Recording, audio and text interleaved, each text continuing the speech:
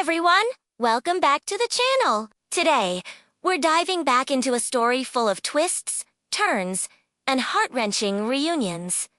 So grab your popcorn, and let's get right into it. We start with Yanxi, who, armed with the military token, manages to find Li Yuan and successfully spirit him away from the harsh, bitter, cold lands. This daring move, however, doesn't go unnoticed. Back in the capital, Li Jing is absolutely livid when he learns of Li Yuan's escape. He immediately orders his men to track them down and bring Li Yuan back, but with a crucial instruction.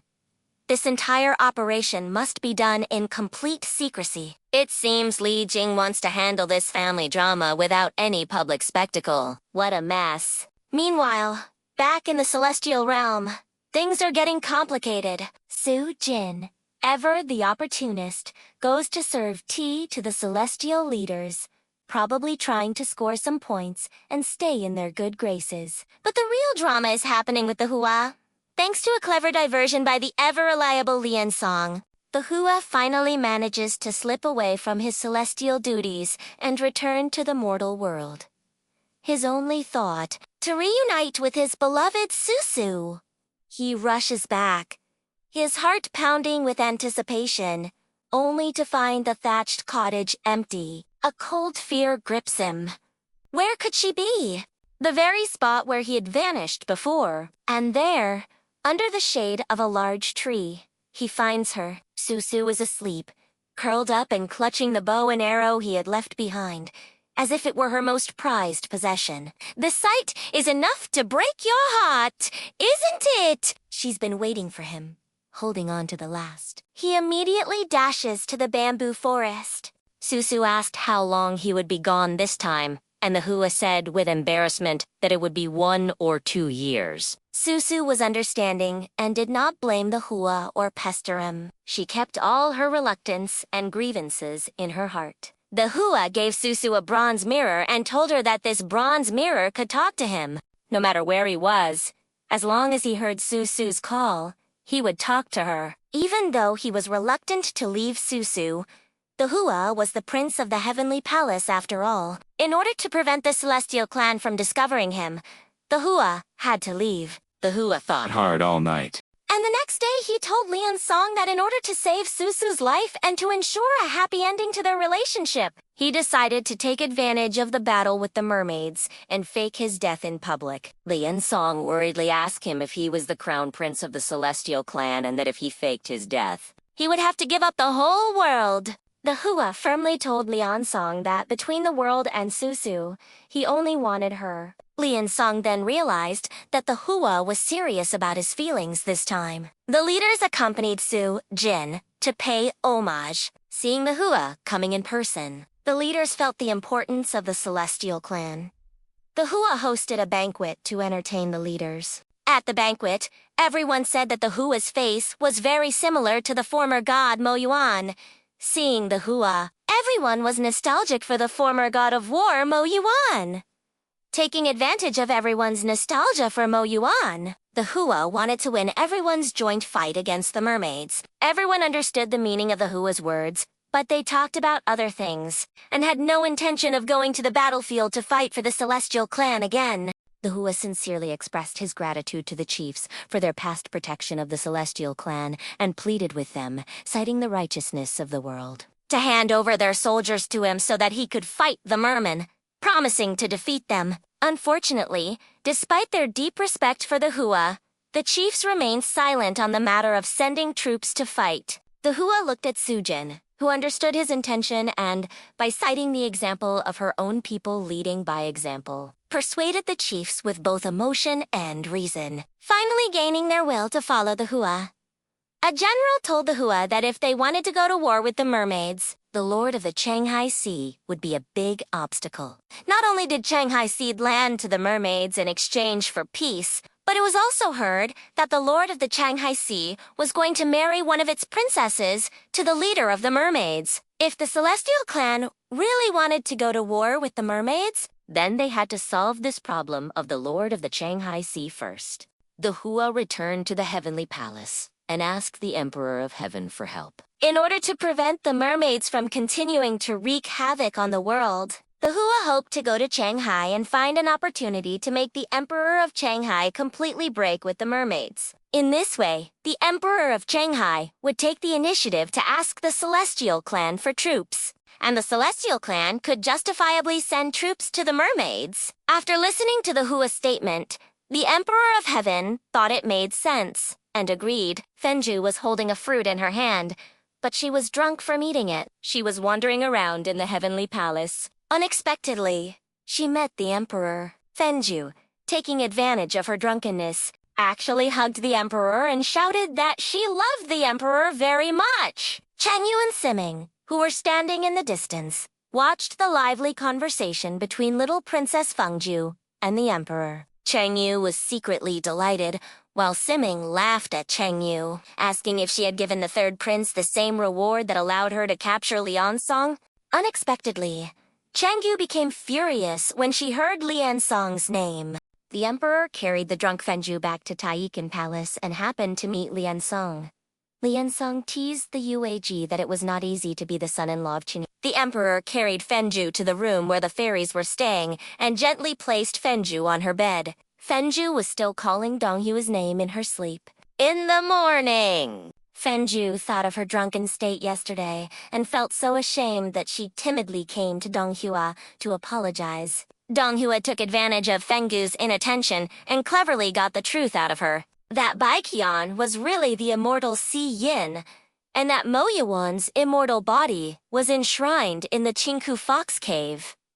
After a year and 9 months, the Hua returned to the thatched cottage again. Su Su cried and asked the Hua, knowing that he had been away for so long, wasn't he afraid that one day he would come back and she would be old? The Hua hugged Su Su tightly and told her that he was trying his best to make the two of them together forever, and that he just needed to give himself some more time. The Hua made a sumptuous dinner for Su Su. Halfway through the meal, the Hua didn't dare to look at Su Su's disappointed eyes and lowered his head to tell Su Su that he was going on a long journey again. This time, Su Su begged the Hua to take her with him. Since they were husband and wife, they had to rely on each other for good and bad. After thinking about it, the Hua couldn't bear to leave Su Su alone here anymore, so he decided to take Su Su with him. In order to facilitate the movement, the Hua asked Su Su to dress as a man the next day, and gave her the Yuking Kunlun fan. Although Su Su didn't know that it was a magic weapon, since it was a gift from the Hua, she kept it close to her. Su Su and the Hua traveled through mountains and rivers. Although the journey was difficult, the two of them relied on each other and felt that this was the best time. Finally, arriving at Changhai, the two encountered the mermaid tribe. The Hua asked Su Su to hide behind a tree while he fought against the mermaids. During the fight, the second prince of the West Sea, Diefeng, who was also the senior brother on Kunlun Su, passed by with soldiers and helped. Seeing Su Su, who looked so similar to Si Yin and was holding the Yuking Kunlun fan, and the Hua, who looked exactly like Mo Yuan, he was shocked. However, this Su Su was obviously a woman and a mortal, which made Diefeng puzzled. The Hua secretly revealed his identity as the prince of the celestial clan to Diefeng, and Diefeng took the two of them into the Changhai Wonderland. The Hua and Diefeng went out to discuss matters, while Su Su wandered around. She overheard the second princess of Changhai and her maids complaining about not wanting to marry the leader of the mermaid tribe. Su Su was accidentally discovered by the princess, but fortunately, the Hua showed up in time and quietly took Su Su away. Su Su remarked to the Hua how nice it was here, but it only smelled like seawater. Su Su told the Hua that she longed to smell the peach blossoms. The Hua remembered Jian's 10 miles of peach blossoms. The Hua used his magical powers to lead Su Su to the 10 miles of peach blossoms. Su Su was overjoyed to see the blossoming peach forest. The two of them also secretly took a pot of peach blossom wine from Jian. Su Su smelled the wine and felt as if she had tasted it before. In the heavenly palace, the emperor and Liansong were playing chess and telling stories. Liansong told the emperor that the emperor had decided to hold the wedding of the Hua in Qingku by Qian on the 3rd day of next month. Dong Hua wondered why they were in such a hurry to hold the wedding. Lian Song said casually that Chinkubai Qian might be worried that her engagement would be broken off again and something unexpected would happen. Feng Ju, who came to serve tea, happened to hear this. Feng Gu was dissatisfied with Lian Song's comments about her aunt. In order to protect her aunt Fen Ju, argued with Lian Song. Seeing this, the emperor thought that Feng Gu was a very cute little girl. In Chinku news was received that the Emperor of Heaven would get married on the 3rd day of next lunar month, but Bai Qian was nowhere to be found. The Fox Emperor and the Fox Queen didn't know how to deal with it. The Fox Emperor said in frustration that it would be better to take the opportunity to cancel the engagement directly. Jian hurriedly stopped him and said that it was absolutely impossible. Bai Zuan also said that Sengji's previous cancellation of the engagement had already made Zhao Wu suffer a lot of grievances in the world. If he canceled the engagement with the Heavenly Clan now, who would dare to come to Chinku to propose marriage in the future? Jian offered a plan. Since it is now well known that Bai Qian sealed the Dongwang bell, then he should just tell the Heavenly Clan that Bai Qian was injured in the seal and needs to recuperate for tens of thousands of years. During this time, they can make time to look for Bai Qian. The second princess of Changhai, Luxu, fell in love with the Hua at first sight. Luxu asked Su Su if the Hua was married. Su Su could not tell her that she was the Hua's wife. She only told Luxu that the Hua already had a wife at home, and she was a mortal. However, the second princess thought that the Hua, a mortal, must dream of becoming an immortal. Since she liked the Hua, she thought it was a good opportunity for him to divorce his mortal wife and be with her, so that he could become an immortal. Su Su was unhappy to hear the second princess say this, but she was also worried. The Hua said that he was a cultivator of immortality, so was becoming an immortal his biggest dream. Now that such a rare opportunity was before the Hua, would he abandon her? Li Yuan escaped from the Wing realm. Li Yuan's mother was a mermaid from the Changhai clan. So Li Yuan decided to flee to Changhai and use the power of the mermaids to fight against Li Diefeng and Ye Hua inspected the people's sentiments. The soldiers of Changhai had been badly damaged in the war with the mermaids, with more than half of them injured. Diefeng introduced Prince Ye Hua to everyone. Everyone knelt down and prayed that the Celestial Clan would send troops to attack the mermaids and restore peace to Changhai. In response to everyone's request, Ye Hua made a promise in public that the Celestial Clan would not sit idly by. Now that the mermaids were so brutal and tyrannical, as the prince of the Celestial Clan, he would ensure that the war in Changhai would be quelled and there would be no more bloodshed. Su Su accidentally bumped into a wounded soldier. For some reason, the smell of blood made her feel nauseous. The Hua noticed Su Su was not feeling well, and quickly found a military doctor to treat her. Unexpectedly, the doctor found out that Su Su was pregnant. Although the Hua was not happy about it, he was very happy in his heart. This was the first child of him and Su Su. Su Su saw that the Hua had no smile on his face and was worried that he might not like children. The Hua had 1,000 words in his heart, but he didn't know how to express them. He could only hold Su Su tightly in his arms, and the two of them embraced each other happily. Yanxi and Li Yuan came to the mermaid tribe. The leader of the tribe was Li Yuan's cousin.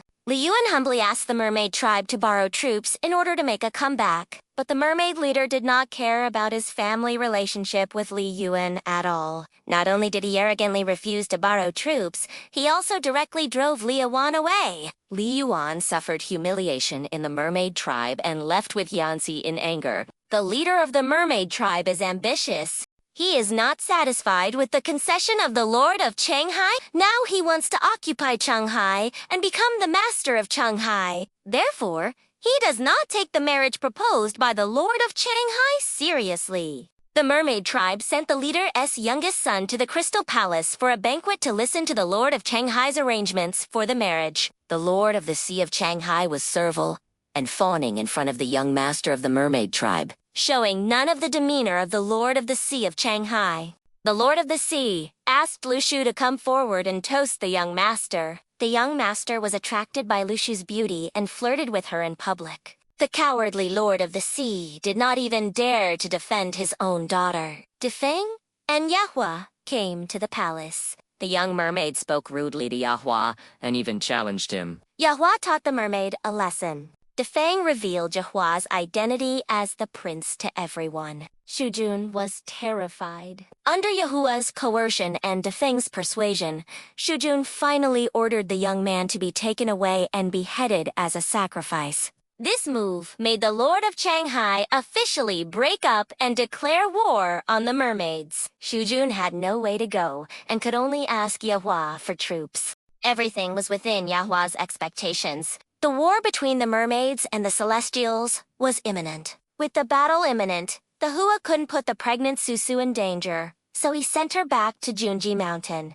The Hua assured her that this was his last trip away and that he would return to reunite with her in 2 weeks. Su Su unconditionally trusted the Hua, and before leaving, the Hua specifically instructed her not to leave the bamboo forest under any circumstances, but to wait for him here, and that he would plant a 10-mile peach forest just for them. To prevent the celestial clan from discovering Su Su, the Hua set up a fairy barrier outside his thatched cottage, allowing him to go to battle with peace of mind.